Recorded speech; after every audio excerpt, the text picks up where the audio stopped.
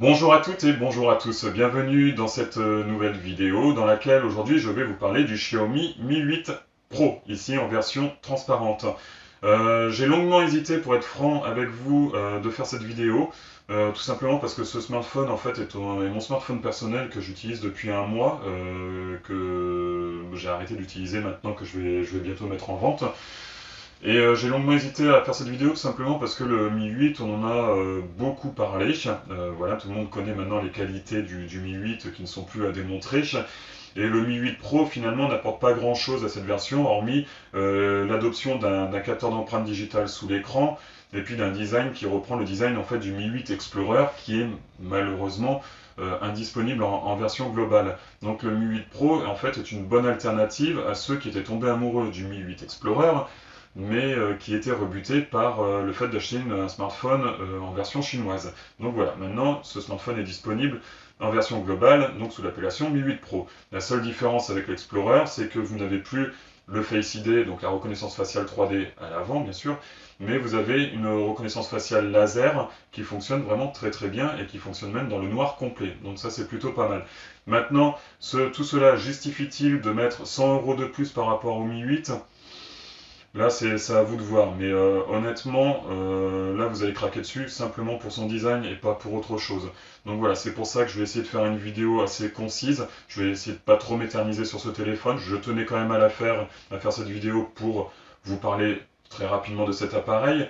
Mais voilà, ça se limitera là. Je ne vais pas approfondir les tests de performance, de photos, parce que l'appareil photo est exactement le même que le Mi 8, donc ça serait une perte de temps. Donc passons immédiatement au test.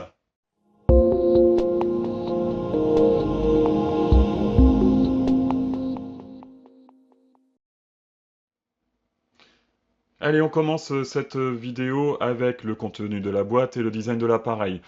Petite information, parce que souvent les gens me posent la question, et j'ai même eu des clients qui m'ont dit, ouais, j'ai reçu le Mi 8 Pro, mais la boîte, je comprends pas, c'est pas la même que sur les vidéos. Alors attention, le Mi 8 Pro, bien qu'il bénéficie d'une coque transparente comme le Mi 8 Explorer, n'est pas le Mi 8 Explorer en version globale. Il s'agit d'un autre modèle. Le Mi 8 Explorer est une édition spéciale qui a été sortie par la marque pour fêter leurs 8 ans d'existence, et donc un packaging un peu spécial, édition spéciale, packaging spécial, c'est normal.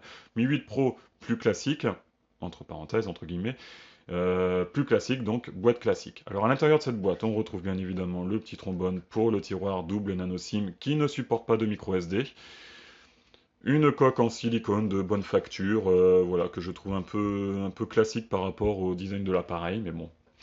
Un chargeur, charge rapide, hop, tac, à l'endroit.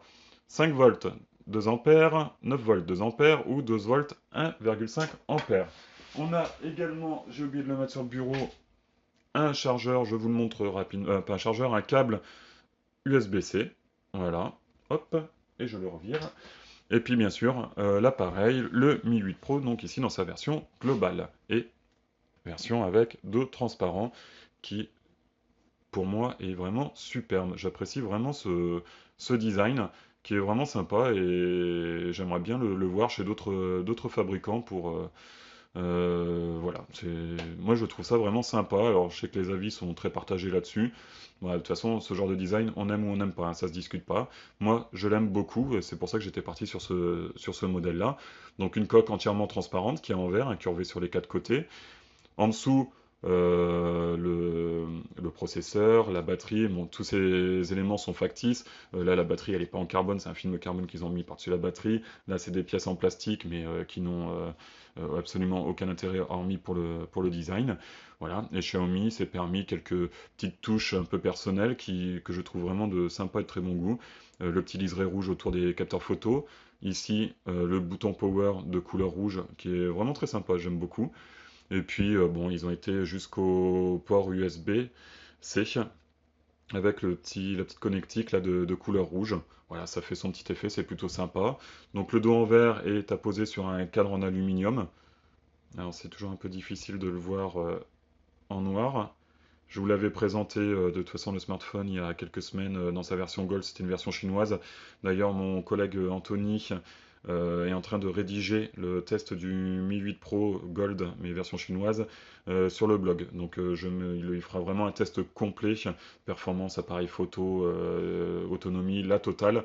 Et je vous mettrai le lien dans la description de la vidéo dès que ça sera en ligne, parce que moi je vais essayer de passer quand même rapidement là-dessus. Voilà, bon, pour le design, on va finir sur la tranche gauche, on a le port, pas le port, le tiroir SIM, tiroir double nano SIM, pas de micro SD encore une fois. À droite, on a les boutons Power ici, en rouge, et les boutons volume plus et volume moins. Très peu de jeu, très bonne qualité de fabrication, de toute façon très bonne finition, il n'y a absolument rien à dire. En haut, on a un micro anti-bruit ici. Voilà, pas de port infrarouge, ça c'est un peu dommage. En bas, on a donc le port USB-C, le haut-parleur et puis les trous pour le micro pour les communications téléphoniques et également pour les parties sonores pendant les enregistrements vidéo. Voilà. Maintenant, les caractéristiques. Donc, on est sur un écran en 6,18 pouces, 21 pouces, pardon, 6,21 pouces en Super AMOLED Full HD+. Oui, voilà, l'appareil tourne sous Mi 810 normal. Le processeur, c'est le Qualcomm Snapdragon 845 avec les 8 Go de RAM. Franchement, il n'y a absolument rien à dire, ça tourne à la perfection, quoi. Donc 8 Go de RAM, 128 Go de stockage. Le GPU, c'est l'Adreno 630, donc là aussi, enfin, voilà, c'est pour ceux qui ont déjà goûté au 845, même avec 6 Go de RAM, c'est franchement de la tuerie, donc voilà, c'est absolument rien à dire là-dessus. 128 Go de stockage, pas extensible, attention à ça. Le Hop, je pivote l'appareil. Double capteur photo, donc on a un premier capteur Sony IMX363 de 12 millions de pixels qui ouvre à 1,8, un deuxième capteur photo Samsung S5 K3 M3 de 12 millions de pixels qui ouvre à 2,4. Je repivote à l'avant, une caméra frontale de 20 millions de pixels qui ouvre à 2, qui est fournie par Samsung et c'est le modèle S5 K3 T1. Il y a la reconnaissance faciale. Alors attention, c'est la petite différence par rapport au Mi 8, Mi 8 Explorer. La reconnaissance faciale, ce n'est pas le Face ID, c'est une reconnaissance faciale laser qui fonctionne parfaitement même dans le noir. Ça, c'est vraiment bluffant. Bon, hop, petit test de la reconnaissance faciale. Voilà, c'est plutôt rapide, plutôt efficace. J'ai mis une photo de moi devant l'appareil, j'ai mis une photo, enfin j'ai mis mon fils aussi, et l'appareil ne s'est jamais trompé, donc il n'a pas déverrouillé à tort et à travers, il m'a toujours reconnu que moi, et a toujours très bien fonctionné. Puisqu'on parle des capteurs, ce smartphone a le capteur d'empreinte digitale sous l'écran, voilà, qui fonctionne plutôt bien comme tous les capteurs sous l'écran, hormis quand il y a un grand soleil, hormis quand vous sortez de la douche ou même quand vous vous lavez les mains, hormis si, par exemple, comme en ce moment en hiver où il peut faire très froid, bah, la peau est un peu plus sèche et là, il y a un peu plus de mal, mais vu qu'il y a la reconnaissance faciale, l'un avec l'autre, ça marche nickel. Donc Dual Nano SIM, bon la 4G+, de catégorie 18, pas de souci au niveau du réseau. Toutes les bandes de fréquences B20, la 1800, la 2100, la 2600. Pas de B28 par contre sur ce modèle. Qu'est-ce qu'on peut dire d'autre? On a le Bluetooth 5.0, le Wi-Fi AC, la batterie. Ça fait un peu peur, 3000 mAh sur cet appareil. Alors oui, le Mi 8 à 3200. Pourquoi avoir mis une 3000 là-dessus? J'ai pas l'explication officielle, mais je pense, sans trop me tromper, que ceci est dû à la présence du capteur d'empreinte digitale sous l'écran, qui prend un petit peu de place, et donc il a fallu lui en faire un petit peu. Puis je pense aussi que tout ça a pris un peu de plus de place, donc ils ont été obligés de réduire un petit peu la batterie. Voilà, c'est mon explication à moi, elle vaut ce qu'elle vaut. Prenez-la, prenez-la pas. Voilà, ceci est dit. Maintenant, pour terminer avec les caractéristiques, on a un appareil qui fait 177 grammes. Bon, voilà, on est quand même dans la fourchette haute, ça devient un peu lourd, mais malheureusement, c'est vrai que les hauts de gamme en ce moment deviennent de plus en plus grands, de plus en plus gros et de plus en plus lourds, ce qui est un peu dommage. Enfin, moi, je le regrette. Sinon, les dimensions de l'appareil, 154,9 de hauteur, 74,8 de largeur et donc 7,6 mm d'épaisseur. Voilà pour les caractéristiques. Juste un petit mot, je vous les ai laissés exprès pour vous montrer. Ce qu'on est obligé de faire malheureusement avec le Mi 8, on est obligé de trouver des solutions alternatives pour l'affichage des notifications, puisque comme on parle du design et des caractéristiques, comme vous venez de le voir, l'écran possède un notch absolument énorme, injustifié pour moi, surtout ici on n'a pas le Face ID, donc énorme, injustifié, et qui vient gâcher, qui prend toute la place et qui, du coup, interdit l'utilisation des notifications. Alors, il y a eu une mise à jour sur les Mi 8, pas encore sur les Mi 8 Pro. S'il vous plaît, Xiaomi, bougez-vous un peu le cul parce que là, ça fait un mois que j'ai le téléphone. Pas une seule mise à jour depuis. C'est un peu dommage, surtout qu'on va le voir dans la partie logicielle. Il y a quand même des bugs qui mériteraient qu'on se bouge un peu le cul.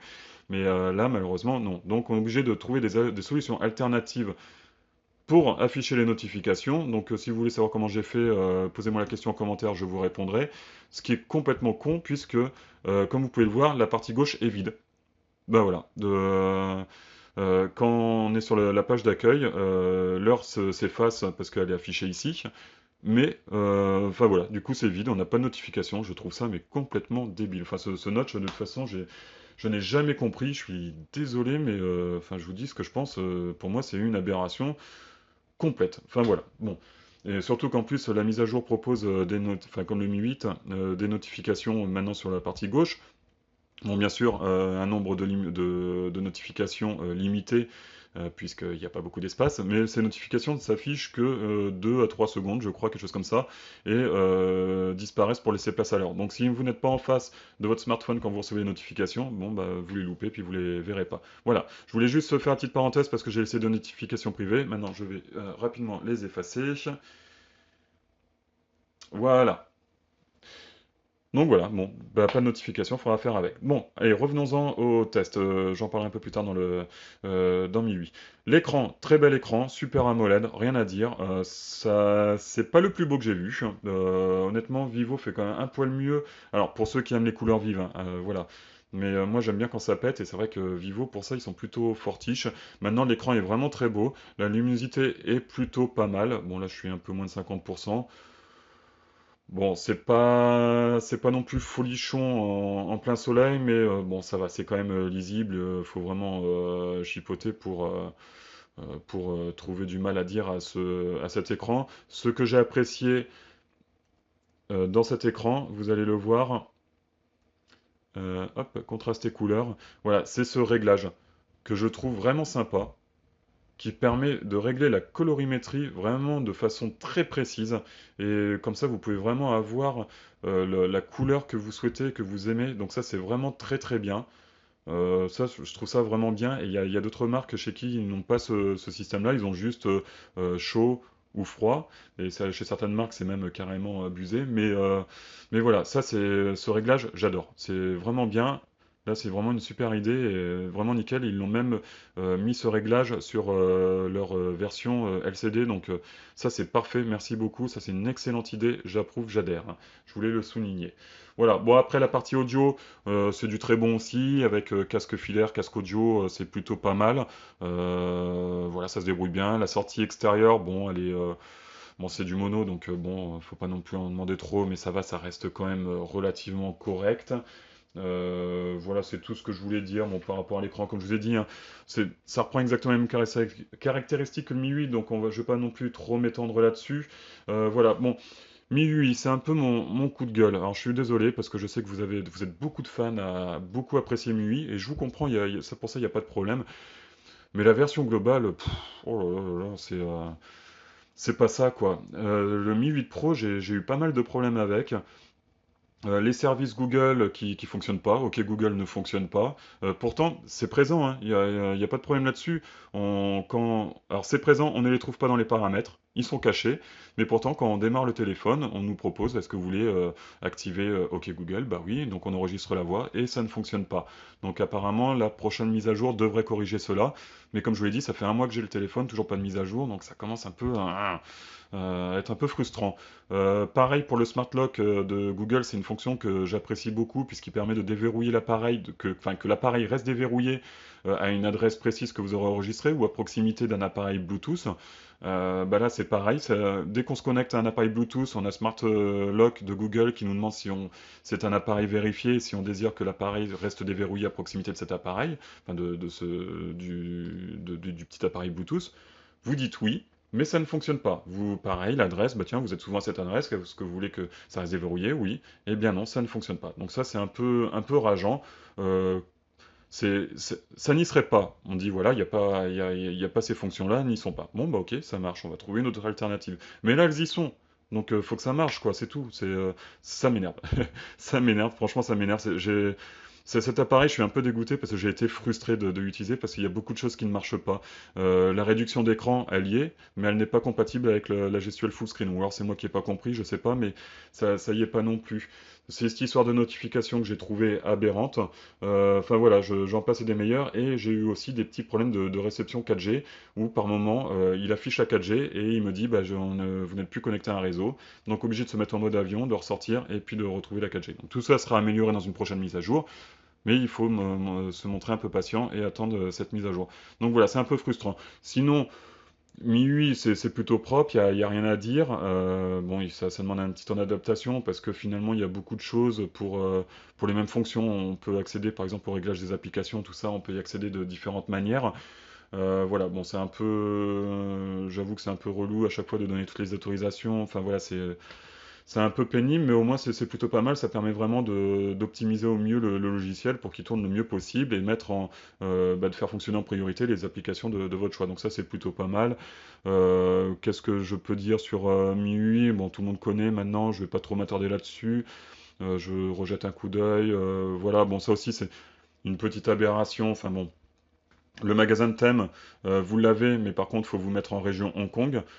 Pour ceux qui ne connaissent pas, qui achètent un Xiaomi pour la première fois et qui vont le paramétrer, ils vont choisir la langue française, bien évidemment, pour les Français qui habitent en France. La langue française et la région, ils vont mettre France. Et après, ils vont me téléphoner pour me dire, bah oui, Julien, tu m'as vendu un Xiaomi, mais tu me dis qu'il y a la reconnaissance faciale, elle ne marche pas. Il y a un magasin de thème, ça, bah, je le trouve pas. Et bah oui, mais non, faut pas se mettre en France, faut se mettre à Hong Kong. Donc c'est un peu couillon quoi. Alors pour les thèmes, on nous explique que c'est un problème de copyright. Pour la reconnaissance faciale, là, faut qu'on m'explique. Enfin bon, bref, c'est un peu dommage. Donc moi, ce que je regrette, c'est que vraiment les appareils sont finalement destinés à des gens qui sont initiés, qui sont avertis et qui connaissent bien la marque, ou alors qui sont un peu curieux et qui fouillent un peu partout. Mais voilà, pour les utilisateurs lambda qui cherchent la simplicité, bah, des fois, c'est un peu pénible. Bon, sinon, pas grand-chose d'autre à dire. Bon, il y a les applications, le clonage d'applications qui fonctionnent bien. Non, il y a pas grand-chose de spécial à dire sur MIUI. Maintenant, je crois que tout le monde connaît. Vous avez le centre de notification en haut avec les raccourcis. Le nouveau design est bien épuré, plutôt sympa, plutôt sobre. Dommage qu'ils aient pas fait ce même effort dans les paramètres. Voilà, les paramètres n'ont pas changé depuis un petit moment et c'est vrai que ça aurait été bien qu'ils reprennent un peu le design de l'ensemble de l'appareil. Qu'est-ce qu'il y a eu d'autre comme amélioration par rapport à MIUI 10? La barre de son qui a changé, qui est plus pratique quand on l'utilise à une main surtout. Voilà, donc maintenant on a accès facilement, hop, on se met en mode silencieux, ou après on peut hop, sortir du mode silencieux et accéder aux différents réglages des différents volumes. Donc ça c'est plutôt pas mal. La gestuelle full screen est plutôt sympa, donc voilà, ça c'est pas mal. Alors par contre la gestuelle full screen, comme vous le savez certainement, maintenant pour faire un retour, il faut faire un petit swipe sur le côté. Hop, démonstration, on va se remettre dans les paramètres. Tac, on rentre dans n'importe quoi. Voilà, un petit retour en arrière.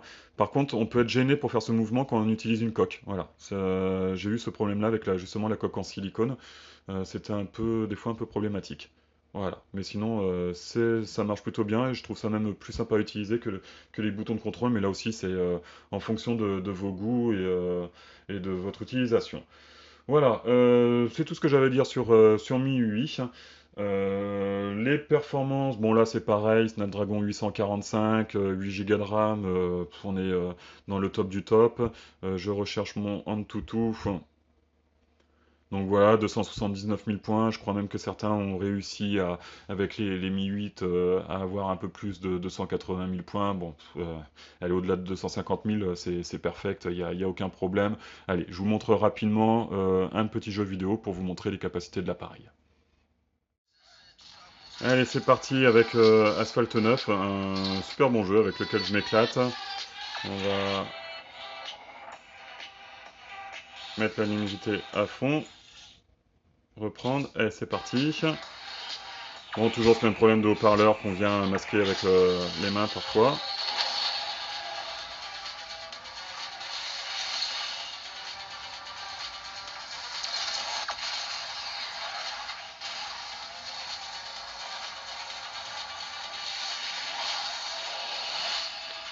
Bon, voilà, c'est juste pour vous faire la démonstration, mais il n'y a absolument aucune critique à formuler. La jouabilité, l'esthétique, tout ça, c'est absolument magnifique. Voilà, ça tourne à la perfection. J'avais essayé aussi avec PUBG. Bon, avec PUBG, j'avais rencontré des petits soucis avec le notch, mais voilà. Bon, c'était une partie très courte, mais il n'y a pas besoin de s'étendre là-dessus. Je vais peut-être baisser un peu le son.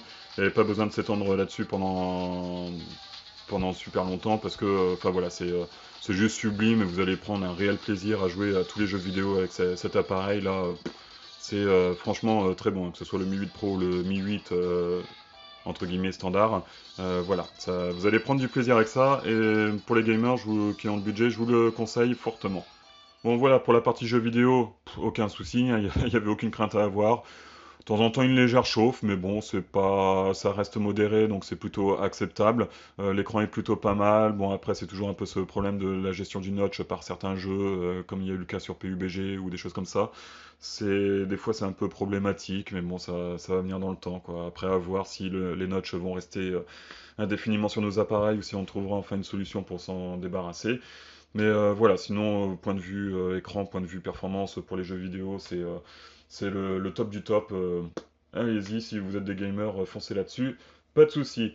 Le GPS, on a le double GPS. Honnêtement, je vois pas de différence avec un simple GPS. Ça fonctionne bien. J'ai pas noté que ce soit extrêmement précis, surtout en ville quand on se déplace très lentement et qu'on tourne un peu sur soi. Bon, bah, il met autant de temps que les autres à savoir où on en est. Donc bon, j'ai j'ai pas été spécialement emballé par ce double GPS, mais ça fonctionne plutôt bien, donc pas grand chose à dire. Les communications, nickel, absolument rien à dire. Le réseau, je vous en ai parlé tout à l'heure, des petites pertes de réseau. J'utilise pas trop le Wi-Fi, donc je sais pas trop, mais avec le 4G, bon, bah, des fois on est full 4G. Même avec deux SIM, hein, j'utilise deux SIM, même avec les deux SIM, j'étais full 4G, puis dès que je voulais lancer un truc, ben non, vous n'êtes pas connecté, donc obligé de se mettre en mode avion et d'en sortir pour réactiver la 4G. Donc bon, peut-être un petit bug, je sais que je suis pas le seul à avoir rencontré ce problème sur les Mi 8, donc voilà, j'espère que ça va être réglé avec les prochaines mises à jour. Ceux qui ont le Mi 8 et qui l'ont mis à jour vers Android Pie, bah dites-nous justement si ça a résolu ce problème, si vous aviez été confronté bien sûr à cette perte de réseau. La photo, bon bah là très rapidement c'est pareil, la photo on est vraiment sur ce qui se fait quasiment de mieux aujourd'hui. Alors j'ai un petit reproche, je vais encore me faire taper sur les doigts, je sens déjà les insultes qui vont fuser dans les commentaires. Euh, la photo c'est vraiment très bien avec Xiaomi, le problème c'est que à mon goût, ils font vraiment le maximum pour mettre en valeur les sujets photographiés, les paysages. Donc ils ont tendance un peu à tricher sur le contraste, sur les couleurs, et on a un résultat qui est très beau, hein, vraiment magnifique, mais qui reflète pas spécialement la réalité. Donc c'est un peu dommage, il faut faire attention dans les paramètres de l'appareil photo. Maintenant qu'on parle de la photo, on va se mettre dans les paramètres. On a des paramètres qui sont très complets. Hop. Donc voilà, on a la possibilité, bon, patati patata, donc format de l'image, qualité de l'image, très fine, normale. Bon voilà, là ça joue pas trop, ça joue un peu sur le contraste. Le contraste justement, faut faire attention de ne pas le mettre au maximum parce que là c'est un peu, enfin c'est surjoué quoi, c'est pas naturel. Donc vaut mieux se mettre dans normal ou élevé. Bon là j'avais mis sur élevé pour faire différents tests, mais après tout dépend de la photo que vous voulez obtenir. Si c'est une photo, je veux dire un peu souvenir, tout ça, bon vous restez en normal. Si vous voulez vraiment faire de la photo, une photo d'un paysage à couper le souffle et que vous voulez encadrer chez vous dans votre salon, bon bah là vous accentuez un peu le contraste pour vraiment que l'image elle claque, mais enfin voilà, bon, saturation là c'est pareil, enfin attention de ne pas tout mettre au maximum, quoi. C'est mon petit conseil, surtout qu'en plus le smartphone est assisté de l'IA avec l'HDR automatique, donc tout ça combiné, on se retrouve avec des photos un peu particulières, un peu surnaturelles, quoi. Donc voilà, ça c'est mon petit reproche. Il y a trop de présence logicielle et ça a tendance un peu à gâcher pour moi les photos dans le sens où ça me manque un peu de naturel. Après, il y en a qui aiment beaucoup ça, donc c'est ma critique à moi, mais il faut, voilà, faut paramétrer et on arrive quand même à s'en sortir. Voilà, après, enfin, j'enfonce pas le Mi 8, hein, au contraire, hein, c'est vraiment l'appareil photo excellent, mais voilà. Moi, je dis ça dans le sens où il y a quand même beaucoup de gens qui sont, qui sont débutants en photographie, débutants en smartphone, et moi qui vois qu'il y a l'IA, qui voit qu'il y a le HDR automatique, qu'on peut mettre tout sur élevé, et qui se retrouvent avec des photos un peu surnaturelles, et voilà, il faut y aller un peu à tâtons, essayer un peu. C'est un peu mon reproche, quoi. Ça devrait être plus accessible aux débutants. Voilà. Bon, après, on est sur. C'est pas non plus un appareil photo, hein, ça reste un smartphone, donc il faut quand même que ce soit accessible et intuitif au niveau de l'utilisation. C'est là où réside mon reproche. Après, je ne critique pas du tout la qualité de l'appareil photo, hein. Ça sera peut-être plus au niveau logiciel que je me permets de formuler une critique. Voilà, mais sinon, non, enfin voilà, je vais vous mettre quelques photos tout de suite là pour que vous vous rendiez compte de ce qu'on peut faire avec un Mi 8 Pro.